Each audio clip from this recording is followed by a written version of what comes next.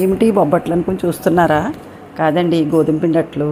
బెల్లం ఇలా మెత్తగా ముక్కలు కట్ చేసుకుని వాటర్ వేసుకుని చూడండి, గోధుమ పిండి మెత్తగా కలుపుకోవాలండి. నానబెట్టి 10 నిమిషాలు ఇలా కలుపుకుని పక్కన పెట్టుకుని బెల్లం నీళ్ళు గోధుమ పిండి కలిపి బాగా 10 నిమిషాలు కలుపుకోవాలండి.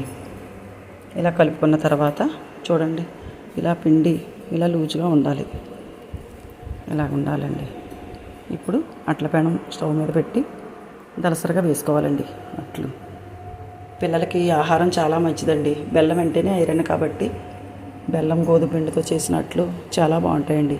వేసవికాలం కదండి, పిల్లలకి వేసవి సెలవులకి ఇంటి దగ్గర 4 గంటలకి స్నాక్స్లా పెడితే చాలా బలమండి. మంచిది, ఆరోగ్యానికి కూడా చాలా మంచిదండి. రోజు ఇలా తయారు చేసి మీ పిల్లలకి పెట్టండి. చూడండి, ఇలా క్రిస్పీగా ఇలా ఉంటాయండి. చూడండి, గోధుమ పిండి అట్లు ఎంత బాగున్నాయి. ఈ వీడియో మీకు నచ్చినట్లయితే లైక్ చేయండి, షేర్ చేయండి, సబ్స్క్రైబ్ చేయండి.